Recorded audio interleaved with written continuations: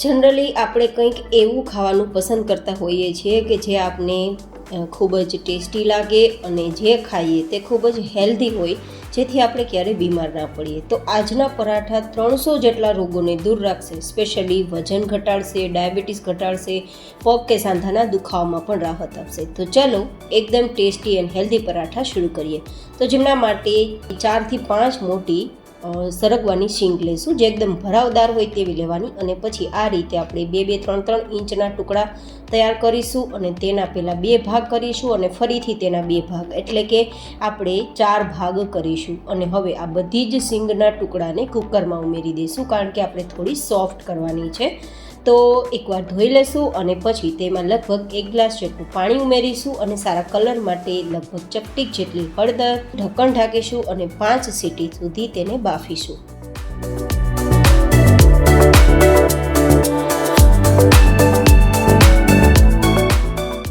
તો મીડિયમ ગેસની ફ્લેમ પર 5 સીટીમાં શીંગ આપણી સરસ બફાઈ ગઈ છે. આપણે એકદમ બફાઈ જવી જોઈએ, મતલબ કે એકદમ મેશ થાય ને ત્યાં સુધી બફાવા દેવાની છે. આટલે સુધી શીંગ, જો આટલી એકદમ આમ ટચ કરતાં બધું જ માવો બહાર નીકળી જાય ને તેટલે સુધી આપણે બાફવાની છે. તો હવે આપણે તેમાંથી તેનો જે ગર્ભ કહી શકાય, મતલબ શીંગનો જે ગર્ભ કહી શકાય તે કાઢવાનો છે. તો આ પાણી આપણે નથી કાઢવાનું, પાણી સાથે જ આપણે મેશરનો ઉપયોગ કરીશું અને આ રીતે શીંગને દબાવીશું. થોડું હલકું ગરમ હોય ત્યારે જ દબાવવાનું, જેથી શીંગની અંદર રહેલો બધો જ માવો છે તે બહાર નીકળી જાય. આ શીંગની અંદર રહેલો જે માવો છે તે ખૂબ જ ફાયદાકારક છે. તો આ રીતે માવો આપણે અલગ કરી શકીએ છીએ. તો હવે કુકરમાં થોડું પાણી ઉમેરશું અને પછી આ રીતે ચારણીમાં બધું જ ઉમેરી અને પછી ગાળી લઈશું, જેથી માવો ચારણીની અંદર જતો રહેશે અને તેના છોતા બહાર નીકળી જશે. જરૂર મુજબ થોડું થોડું પાણી ઉમેરશું, બહુ વધારે પાણી નથી ઉમેરવાનું, નહીં તો વધારે લિક્વિડ જેવું થઈ જશે. આ રીતે એકવાર ટ્રાય કરજો, જેથી કોઈ વ્યક્તિ સરગવો નથી ખાતો તેને ખવડાવી પણ શકાય અને તેના ગુણધર્મો પણ મેળવી શકાય.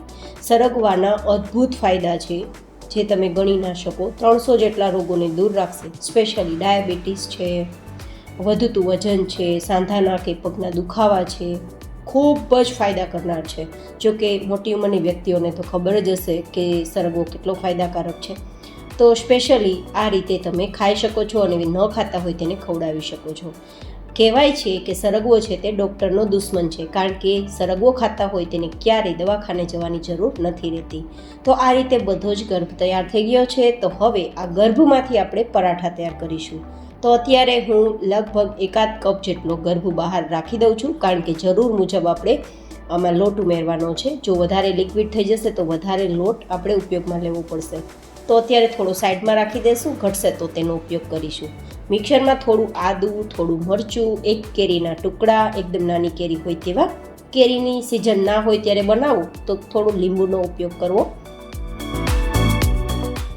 આ રીતે એક પેસ્ટ તૈયાર થઈ ગઈ છે. તો આપણે તેને જે સરગવાનું લિક્વિડ આપણે તૈયાર કર્યું છે ને તેમાં ઉમેરી દઈશું અને સાથે આપણે થોડો અડધા કપ જેટલો ફ્રેશ ફુદીનો, અહીંયા તમે પાલક ઉમેરી શકો, ધાણાભાજી ઉમેરી શકો છો, પણ મેં અહીંયા ગરમીની સિઝન હોવાના કારણે ફુદીનો ઉમેર્યો છે, જે તમને અંદરથી એકદમ રિફ્રેશ કરશે અને નવો ટેસ્ટ આપશે. અને ચટણી વગર પણ આ પરાઠા ખૂબ મજા આવશે. થોડી હળદર, થોડી હિંગ અને થોડું આખું જીરું, કારણ કે આખું જીરું પણ પેટ માટે ખૂબ જ ફાયદા કરનાર છે. અને થોડું સેંધા નમક, 2 નાની ચમચી જેટલું, અથવા ટેસ્ટ પ્રમાણે. સ્પેશિયલી આપણે હેલ્ધી ડિશ બનાવતા હોઈએ ત્યારે સાદા નમકની જગ્યાએ સેંધા નમકનો ઉપયોગ જ કરવો. હવે 4 થી 5 કપ જેટલો આપણે ઘઉંનો રોટલી બનાવીએ તે લોટ ઉમેરીશું. તમે મલ્ટીગ્રેન લોટનો ઉપયોગ કરી શકો છો, જુવારના લોટનો ઉપયોગ કરી શકો છો, એઝ યોર ચોઇસ. હવે આપણે બધું જ મિક્સ કરતાં જરૂર મુજબ જે 1 કપ જેટલું આપણે સરગવાનું લિક્વિડ બાકી રાખ્યું હતું ને બહાર કાઢીને, તેમાંથી જ ઉમેરીશું, જેથી સાદું પાણી ઉપયોગમાં ના લેવું પડે. જો તમારે બધું જ લિક્વિડ ઉપયોગમાં લેવાઈ જાય તેમ છતાં આપણે પાણીની જરૂર પડે તો થોડું હુંફાળું ગરમ પાણીનો ઉપયોગ કરવો અને આ રીતે રોટલી જેવો લોટ તૈયાર કરવો. હવે થોડું ઉપરથી તેલ લગાવીશું અને આ રીતે મસળીને 10 મિનિટ માટે સાઈડમાં રાખી દઈશું. આ રીતે 10 મિનિટ પછી લોટને આપણે મસળીએ તો એકદમ સોફ્ટ થઈ ગયો છે. અને હવે તમે ચોઈસ પ્રમાણે લોટ હાથમાં લઈ અને થોડું ભરેલું હોય તેવું વણવાનું છે. એકદમ પાતળું નથી વણવાનું, જેટલું પાતળું વણશો ને તેટલું ચવળ આપણું પરોઠું થશે. અને જો આ પરાઠાને તમે તેલ કે ઘી વગર તૈયાર કરવા માગો છો, માત્ર રોટલીની જેમ શેકીને ખાવા માગો છો, તો પણ તમને ખૂબ પસંદ આવશે, કારણ કે આપણે અંદર એવા જ મસાલા ઉમેર્યા છે. અને જો તમારે થોડું અહીંયા બટર ઉમેરીને શેકવું હોય તો પણ તમારી ઈચ્છા. તો આ રીતે થોડું ભરેલું મેં વણી લીધું છે. હવે શેકવા માટે તવાને મીડિયમ ગરમ કરીશું, ગેસની ફ્લેમ હાઈ રાખીશું અથવા મીડિયમથી હાઈ રાખીશું અને પછી બંને સાઈડ ગોલ્ડન કલર પર આવે ત્યાં સુધી શેકવાનું છે. હું અહીંયા પરાઠાને વધારે હેલ્ધી તૈયાર કરવા માટે ન્યુટ્રીલાઇટ બટર હોય છે ને તેનો ઉપયોગ કરું છું, કારણ કે ન્યુટ્રીલાઇટ બટર ખાવાથી પગના સાંધામાં ખૂબ જ રાહત મળે છે, દુખાવામાં ખૂબ રાહત મળે છે, કારણ કે ડૉક્ટરના કહેવા પ્રમાણે ન્યુટ્રીલાઇટ બટર છે તે ખૂબ જ હેલ્ધી છે અને સ્પેશિયલી જે લોકોને પગના દુખાવા થાય છે અથવા તો શરીરના કોઈપણ પ્રકારના દુખાવા થાય છે તેમાં ખૂબ જ બેનિફિટ આપે છે. તો તમારી ચોઈસ, તમારે રોટલીની જેમ શેકવું હોય અથવા ઘી તેલ લગાવવું હોય અથવા ઘરમાં રહેલું કોઈ પણ બટર કે ન્યુટ્રીલાઇટ બટર લગાવીને શેકવું હોય, તમારી ચોઈસ.